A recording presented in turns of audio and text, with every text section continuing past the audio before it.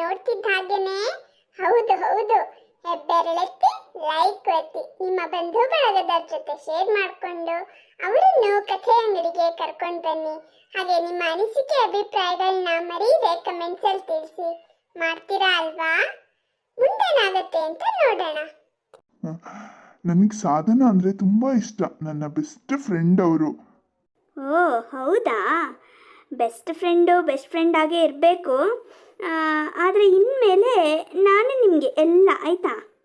ನಾನು ಇಲ್ಲಿದ್ದೀನಿ ಅಂತ ಗೊತ್ತಿದ್ರು ಹೇಗೆ ಮಾತಾಡ್ತಾ ಇದ್ದಾರೆ ಅವರು. ಇನ್ಮೇಲೆ ನಾನು ಇವ್ರ ಜೀವನದಲ್ಲಿ ಎಂಟ್ರಿ ಆಗಬಾರ್ದು.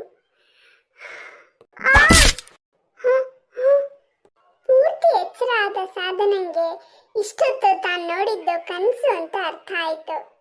ಹೋ, ಇದು ಕನಸಾ? ನಿಜ ಅಂತಾನೆ ಅನ್ಕೊಂಡ್ಬಿಟ್ಟಿದ್ದೆ. ಅಪ್ಪ ದೇವ್ರೆ. ಮಾರನೇ ದಿನ ಪ್ರಣವ್ ಕರೆದಿದ್ದಾರಲ್ಲ ಅಂತ ಇಲ್ಲಿ ಬಂದಿದ್ದೀನಿ. ಆದರೆ ಕೈ ಕಾಲೆಲ್ಲ ನಡುಗ್ತಾ ಇದೆ ನನಗೆ. ಓ, ಸಾಧನ ಆಗಲೇ ಬಂದ್ಬಿಟ್ಟಿದ್ದಾರೆ. ಅಯ್ಯೋ ದೇವ್ರೆ, ನನ್ನ ಪರಿಸ್ಥಿತಿ ಯಾರಿಗೂ ಬೇಡ. ಪ್ರಣವಿಗೆ ಯಾರನ್ನಾದ್ರೂ ಕರ್ಕೊಂಡು ಬರ್ತಾರೆ, ಇವರು ನಾನು ಇಷ್ಟಪಡ್ತೀನಿ ಅಂತಾರೆ, ನಾನೇನಾದರೂ ಹತ್ಬಿಟ್ರೆ. ಇಲ್ಲ ಹಾಗಾಗಬಾರ್ದು. ಆದರೆ ಹೇಗೆ ಕಂಟ್ರೋಲ್ ಮಾಡ್ಕೊಳ್ಳಿ? ಅಯ್ಯೋ, ಯಾಕಾದರೂ ಬಂದು ನಾನು. ಹೋಯ್ ಸಾಧನ, ಏನು ಯೋಚನೆ ಮಾಡ್ತಾ ಇದ್ದೀರಾ? ಓ ಪ್ರಣವ್, ನಾನು ಹೀಗೆ ಏನೋ ಯೋಚನೆ ಮಾಡ್ತಾ ಇದ್ದೆ. ಅದು ಸರಿ, ಯಾರನ್ನೋ ಪರ್ಚೇಸ್ಬೇಕು ಅಂದ್ರಲ್ಲ, ಎಲ್ಲಿ ಅವರು?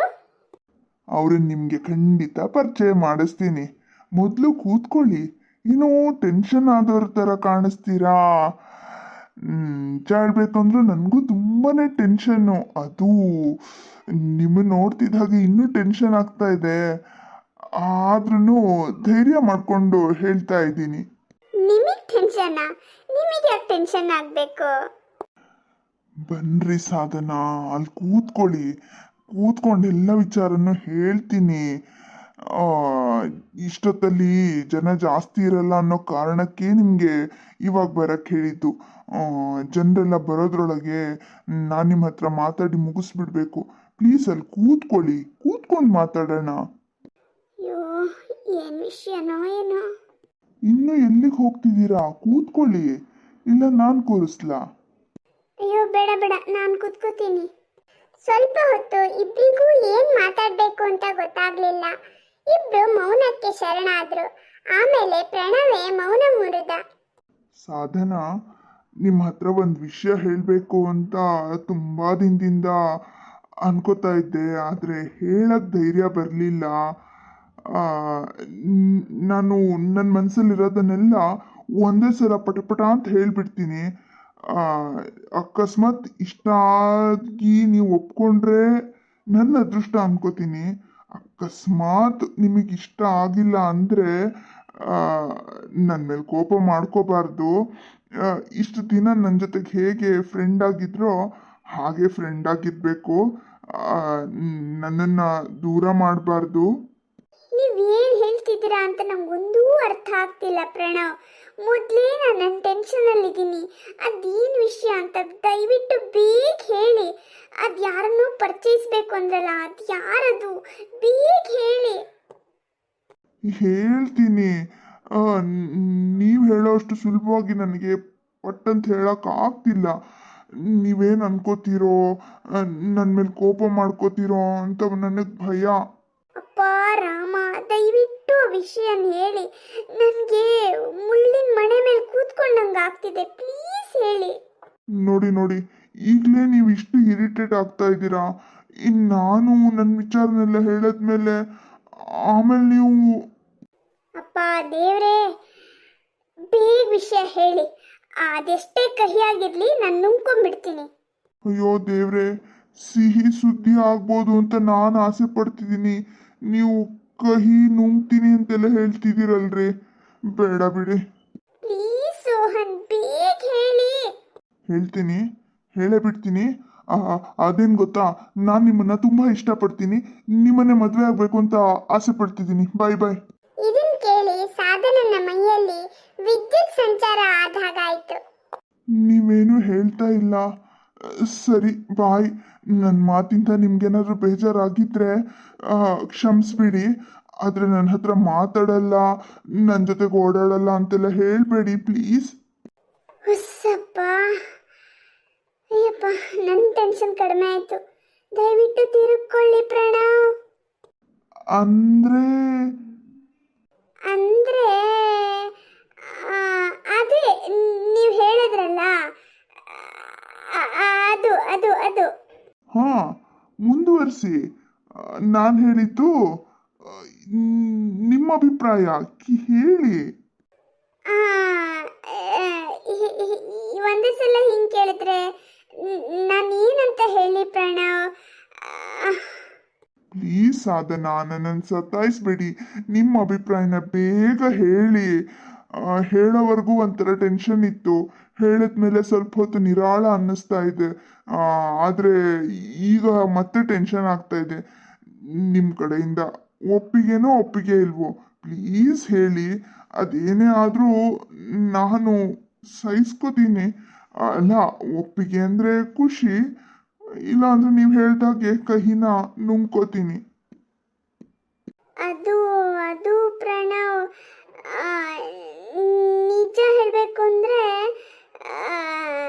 ನೀವು ಹೇಳಿದ್ರಲ್ಲ, ಅದು ನನ್ನ ಮಾತು ಕೂಡಾನೆ. ನಾನು ಹೇಳಿದ್ದು ನಿಮ್ಮ ಮಾತನ್ನ? ಯಾವ ಮಾತು? ಅದೇ ಒಂದೇ ಉಸಿರಲ್ಲಿ ಹೇಳಿದ್ರಲ್ಲ, ಅದು. ನನಗೆ ಒಗಟೊಗಟಾಗಿ ಮಾತಾಡ್ತೀಯ ಅಂತ ಹೇಳಿ ಈಗ ನೀವೇ ಹಾಗೆ ಮಾತಾಡ್ತೀರಲ್ಲ, ಪ್ಲೀಸ್ ಹೇಳಿ.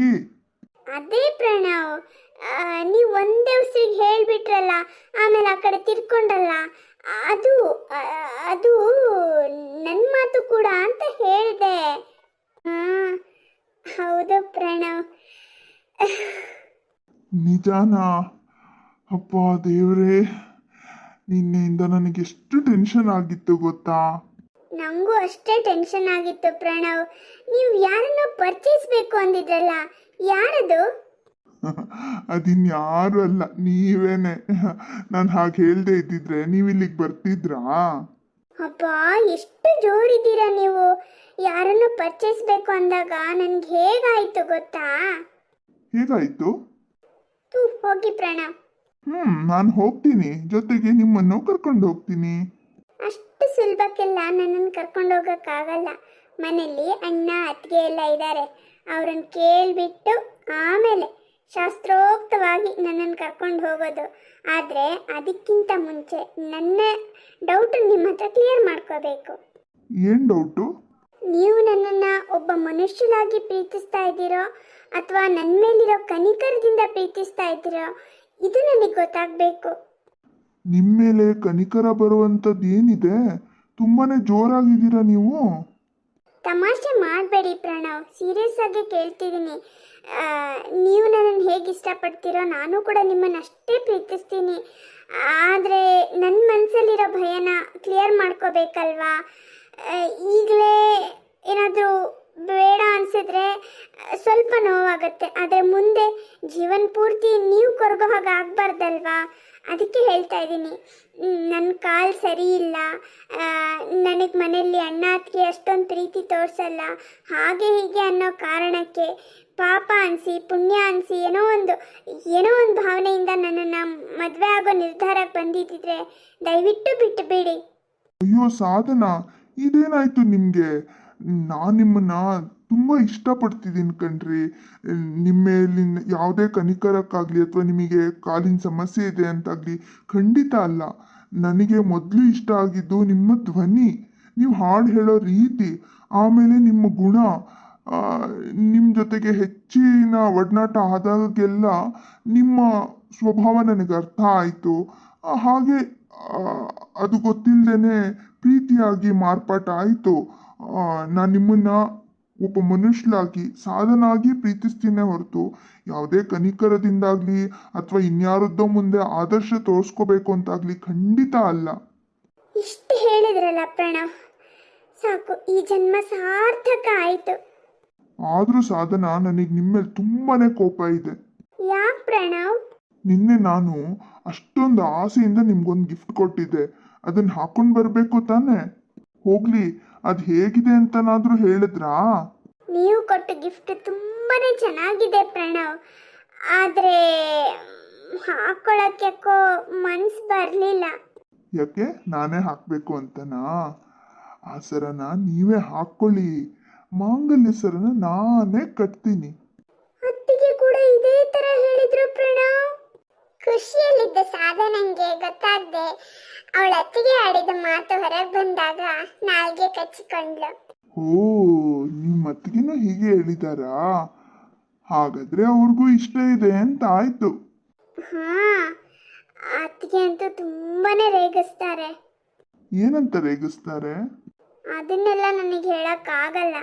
ನೇರವಾಗಿ ಹೇಳಕ್ಕಾಗದೆ ಇದ್ರೆ ಹಾಡು ಹೇಳ್ಬಿಡಿ. ಇಲ್ಲ, ಪಾರ್ಕಲ್ಲ, ಹುಚ್ಚರು ಅಂತಾರೆ. ಹಾಗಾದ್ರೆ ನಮ್ಮನೆಗೆ ಬಂದು ಹಾಡ್ತೀರಾ? ನಿಮ್ಮನೆಗೆ ಬಂದು ಹಾಡ್ತೀನಿ, ಆದ್ರೆ ಈಗಲ್ಲ, ಮುಂದೆ. ಮುಂದೇನಾಗುತ್ತೆ ಅನ್ನೋದನ್ನ ಮುಂದಿನ ಭಾಗದಲ್ಲಿ ನೋಡೋಣ. ಲೈಕ್, ಶೇರ್, ಸಬ್ಸ್ಕ್ರೈಬ್ ಮಾಡಿ ಸಪೋರ್ಟ್ ಮಾಡೋದನ್ನ ಮರಿಬೇಡಿ. ಧನ್ಯವಾದಗಳು.